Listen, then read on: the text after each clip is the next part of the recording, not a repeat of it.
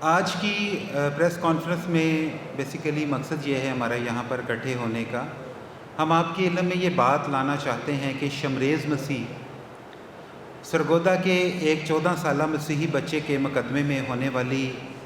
انصاف کی سنگین پامالی پر گہری تشویش ہے، جسے سب سے پہلے اغوا کیا گیا،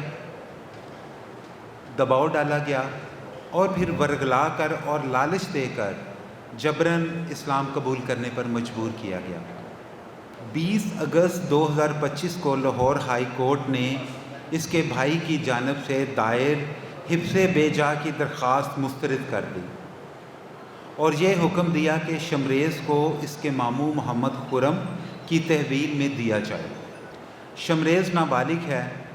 14 سال کی عمر میں وہ پاکستانی قانون کے مطابق ابھی بچہ ہے، کیونکہ قانون کے تحت 18 سال سے کم ہر شخص نابالغ شمار ہوتا ہے۔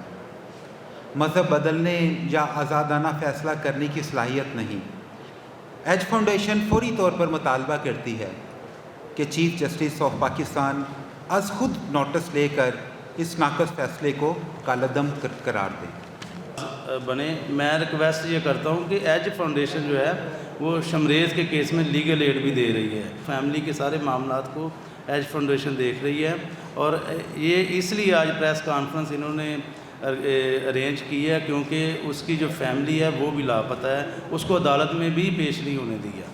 تو پھر جو ہمارے فلسطین کے بہن بھائی ہیں وہ تو فلسطین میں رہتے ہیں نا، ہم یہاں جب ان کے لیے آواز اٹھاتے ہیں اس کا مطلب ہمارا ان کے ساتھ ایک انسانی رشتہ ہے،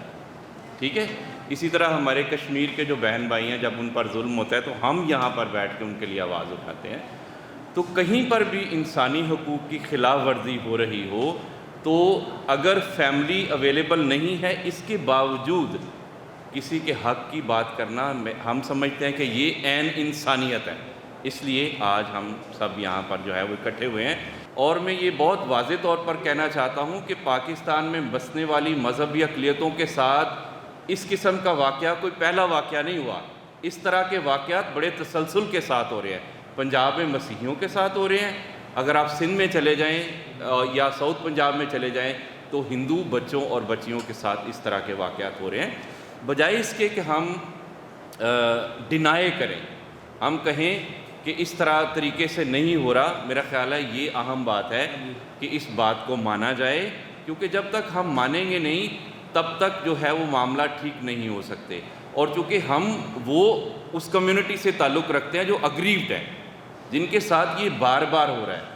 تو ظاہر ہے ہمیں ہی سے ہی کوئی اٹھ کر بات کرے گا۔ ہیومن رائٹس ڈیفینڈر آپ کے سامنے بیٹھے ہیں، ہم اس کیس کو ڈے فرسٹ سے دیکھ رہے ہیں، ایج فاؤنڈیشن ڈے فرسٹ سے اس کیس کو دیکھ رہی ہے۔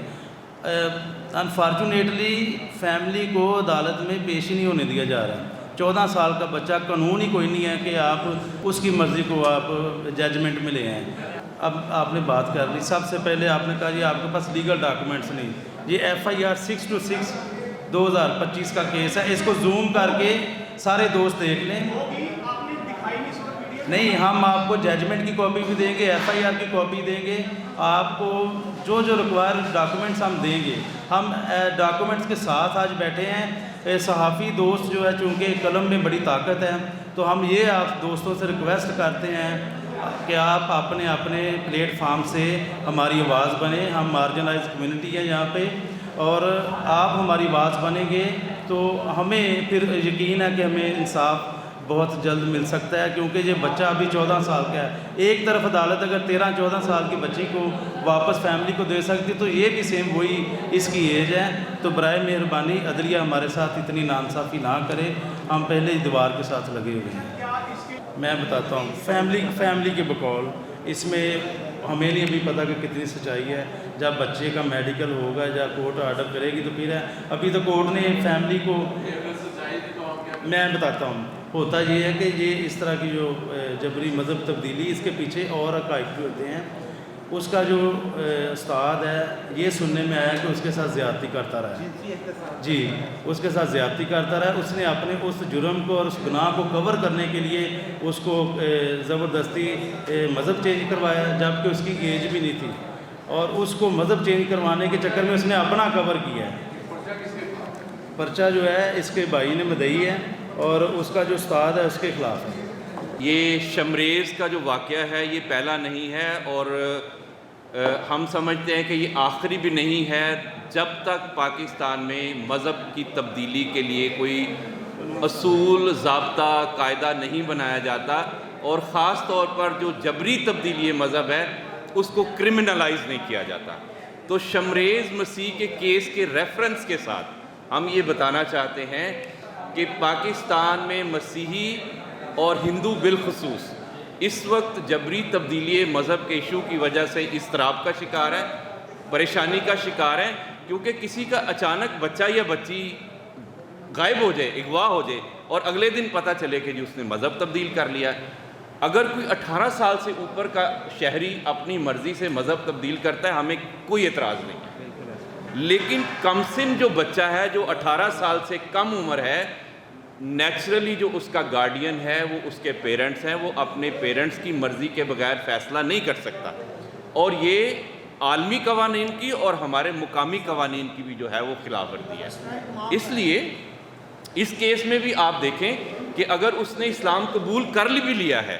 تو ماں اس کی گارڈین ہے، ماں کے حوالے کرتے، کسی دوسرے کے حوالے کرنا جو ہے یہ اس کا حل نہیں تھا۔ تو اس لیے ہماری آج استدعا ہے کہ یہ جو فورس کنورژن کا ایشو ہے پاکستان میں، اس کو مانا جائے کہ یہ ہے، کیونکہ ہر ہفتے ہر 10 دن کے بعد کوئی نہ کوئی کیس جو ہے وہ سامنے آ رہا ہے، اس کو سنا جائے، ہماری دکھ کو سنا جائے، تکلیف کو سنا جائے، اور اس کو روکنے کا ایک ہی طریقہ کار ہے۔ ہم بڑے سالوں سے یہ مطالبہ کر رہے ہیں کہ فورس کنورژن کو روکنے کے لیے قانون سازی کی جائے،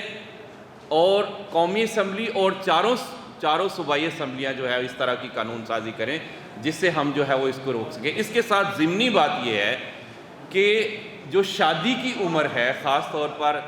وفاق میں 18 سال کر دی گئی ہے، سندھ میں 18 سال کر دی گئی ہے، لیکن تینوں صوبوں کے اندر بل جو ہے وہ پینڈنگ ہے۔ اگر ہم سمجھتے ہیں کہ پورے ملک کے اندر شادی کی عمر 18 سال کر دی جائے تو یہ جو فورس کنورژن کا معاملہ ہے اور یہ جو جبری جو کم عمر شادیاں ہیں ان کو روکنے میں کوئی نہ کوئی بہتری جو ہے وہ آ سکتی ہے۔ اور ہم تو اپیل ہی کر سکتے ہیں، ہم بہت کمزور لوگ ہیں، ہمیں جو ہے وہ نہ تو ہمارے ہاتھ میں کوئی بندوق ہے، نہ ہم تشدد پر یقین رکھتے ہیں، بس ہم اپنی استدعا، اپنی اپیل، اپنی عرض جو ہے وہ آپ کے سامنے رکھ سکتے ہیں تاکہ آپ کے ذریعے سے جو حکمران ہیں،